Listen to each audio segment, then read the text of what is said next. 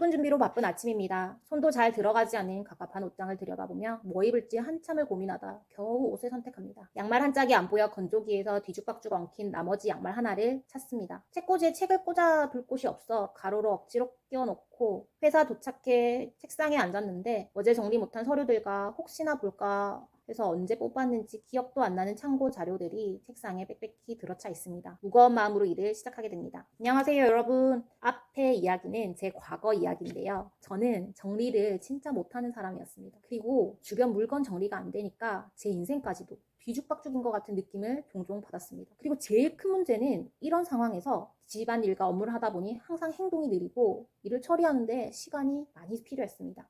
이런 시기에 저는 이 책을 만나고 삶이 변화하기 시작했습니다. 오늘 제가 소개해드릴 책은 제 인생에 엄청난 충격과 변화를 준 사사키 후미오의 나는 단순하게 살기로 했다입니다. 정리하기의 첫 번째 관문은 버리기입니다. 이 책을 통해 물건이 많으면 정리해도 나의 시간과 에너지가 들고 나도 모르는 사이에 필요 없는 물건들에 둘러싸여 내 에너지를 빼앗기고 있다는 것을 알게 되었습니다. 그래서 꼭 필요한 것만 남기고 모두 버리기로 마음먹었습니다. 하지만 버리는 것도 저에게는 매우 힘든 일이었습니다. 그냥 버리면 되는 거 아니야? 라고 생각하실 수 있는데요. 막상 버리려고 하면 이 물건과의 추억 또는 혹시 갑자기 필요하진 않을까라는 불안과 걱정에 물건을 버리지 못하고 있었습니다. 저자는 사람들이 버리기 힘든 이유는 우리는 항상 사는 것에 익숙하고 소유하는 것만 해봤지 어떻게 버려야 하는지 배운 적이 없기 때문이라고 말합니다. 그래서 이 책에서 알려주는 구체적인 방법으로 물건을 버리는데 적용해 보기로 했습니다. 제가 가장 많이 도움받았던 물건 버리기 3가지 방법에 대해 소개해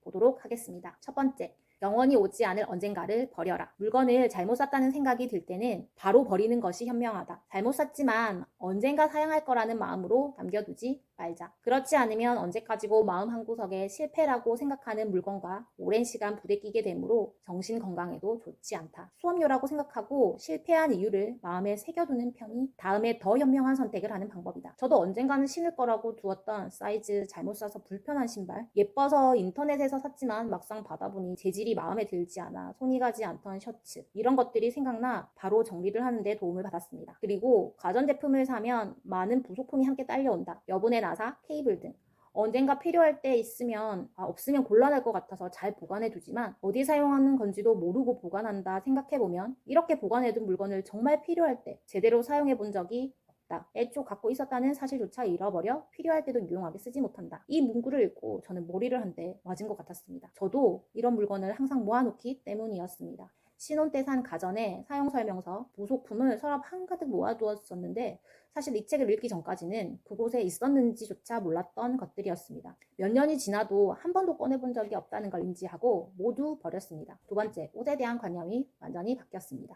스티브 잡스는 항상 청바지에 검은 터틀넥 셔츠만 입었다. 마크 저그버그는 언제나 회색 티셔츠를 입었고 아인슈타인도 같은 디자인의 자켓밖에 입지 않았다. 매일 옷을 고르고 유행을 쫓는데 시간을 허비하지 않고 자신이 중요하다고 생각하는 일에만 집중했다. 이 파트를 읽고 남들 눈에 좋아 보이게 옷을 고르는데 시간과 돈을 쓰고 있었던 나의 모습이 부끄러웠습니다. 성공하고 싶다고 항상 말하면서 정작 에너지를 다른 곳으로 흘려보내고 있었다는 생각을 하니 정신이 번쩍 들었습니다.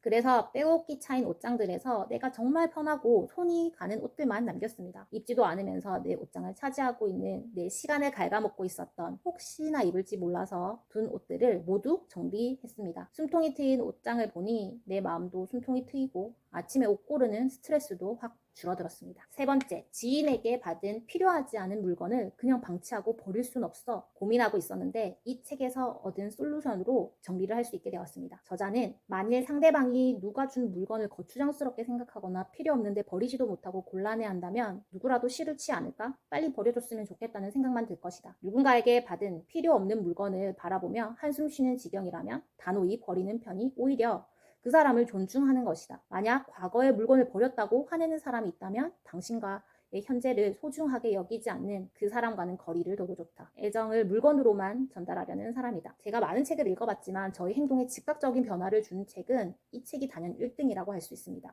책을 다 읽기도 전에 읽으면서 물건을 정리했기 때문이죠. 정리할 물건이 막 생각나서 책을 한 번에 다 읽을 수가 없었습니다. 이 책은 읽는 내내 이 저자가 나의 고민을 미리 들어보고 솔루션을 주는 것 같은 놀라움을 느꼈습니다. 제가 불편하다고 느꼈던 부분을 명확하게 짚어주고 문제가 발생한 원인을 알려주었으며 어떻게 생각하고 해결해야 하는 것까지 알려주는 책이었습니다. 이렇게 물건을 정리하고 나니 저에게 어떤 변화가 생겼을까요? 제일 큰 변화는 내 삶을 스스로 통제할 수 있다는 통제감을 느꼈습니다. 버리지 못하는 수많은 이유들에 짓눌려 가지고 있어도 마음이 불편했던 물건들이 많았습니다. 이 물건들을 내 손으로 분류하고 정리하다 보니 내 삶도 내 생각대로 통제가 가능하다는 걸 알게 되었고 자신감을 가지게 되었습니다. 그리고 다른 곳의 에너지를 빼앗기지 않으니 일에 더 집중할 수 있게 되고 속도도 효율도 전보다 많이 향상되었습니다. 인생이 복잡하고 잘 풀리지 않는다고 느껴질 때 이 책 한번 읽어보시는 것 어떨까요? 강력 추천드립니다. 구독, 좋아요, 알림 설정 부탁드립니다. 돈 버는 정보에 대한 컨텐츠를 만드는데 큰 도움이 됩니다. 끝까지 들어주셔서 감사합니다. 좋은 하루 되세요.